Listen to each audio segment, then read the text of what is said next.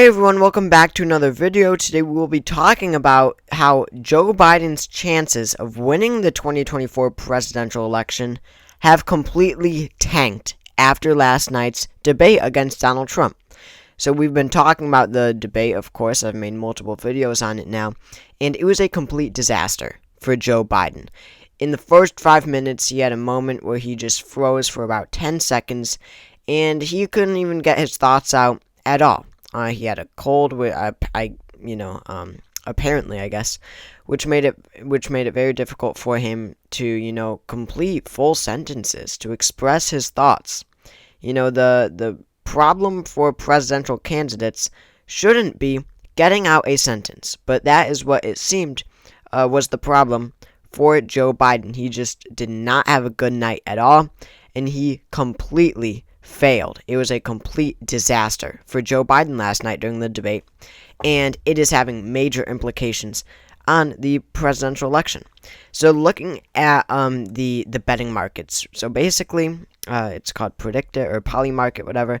There are markets where you can predict or you can bet on political predictions. Polymarket is just elections, but whatever. There are other topics as well. And this category, the presidential election winner in 2024, you can bet on who you think will be elected, is just at 22%. This is insane. Looking at the map here, sorry it's taking so long, 63% to 22%. Donald Trump, I don't know the percent increase. I don't know exactly how long, it's saying ago this increase was. I would assume a day or two. But we see that in the recent time frame, Donald Trump has risen 3% to 63%. But more notably is Joe Biden. He just has a 22% chance of winning the 2024 election, according to Polymarket, or according to bettors, which is a 12% decrease from not too long ago. 12%. So he was at 34. And Donald Trump was at 60 not too long ago. That is a whole lot better than 63 to 22. These bettors have very little faith in the Biden campaign, and this just shows you how really the narrative is that Biden is cooked as of right now. And look at this trend map, the forecast over time. For quite a while, Donald Trump was ahead. Then it narrowed up for a while. This was not too long ago. This was in April when polls looked more friendly towards Biden. But since then, Donald Trump has been able to once again expand that that favorability of winning the election. And then you see just recently how Joe Biden just tanks down. He was at 33 or 32. Then he goes down to just 19.5. That's big. I mean, Donald Trump is rising, Joe Biden is sinking. When you have these numbers, there's just such little faith. There's just such little hope in this campaign. With these numbers, I don't know how Joe Biden could possibly believe that he could in any way win this election. Now, looking at the electoral map, you can also bet on individual states.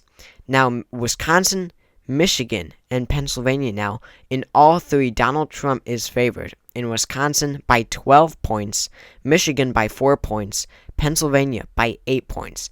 Not too long ago at all, a matter of weeks ago, Biden led in all three. Biden led very narrowly in Wisconsin, by quite a bit in Michigan, and by quite a bit in Pennsylvania. Since then, it has flipped. All three now show that Donald Trump is favored, so you can just see how fast the tide is turning.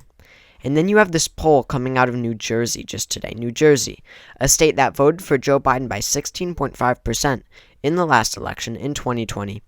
A poll now shows Donald Trump ahead by 1% over Joe Biden the day after the debate in a safe blue state. You've got Nate Silver, with the most well-known political forecaster, the most well-known individual. It doesn't say the percent, but he said that Donald Trump has a 66% chance of winning the election. 66%, which is almost a guaranteed victory. Didn't mean to go to that. But this electoral map, it's unlikely that it even gets that close at this election. And this, with this little faith in this election, when you look at the state-by-state polls, it makes it just so difficult, especially with this new New Jersey poll, makes it so difficult for Biden to have a path to victory. Because, you've got your traditional swing states that Biden was able to carry very narrowly in 2020 when the nation was much more favorable towards him than they are in 2024. And then on top of that, he has to win those again. And then on top of that, you have to defend a multitude of very democratic states that would be considered safe Democrat in a regular election, like New Jersey, where Donald Trump is now leading according to a new poll, like Virginia, like New Mexico, like New Hampshire, or like Maine. It would take a miracle for Joe Biden to win in 2024. It really would. The math just doesn't add up. The chances are just so low. Because he has to defend the states that are now close and he should be winning, and then somehow keep the battleground states. It really seems unlikely. Now, these are all polls from before the debate that I'm going to bring up, but you've got a state like Virginia that voted for Joe Biden by 10 points in 2020, where Joe Biden is now just up by a point.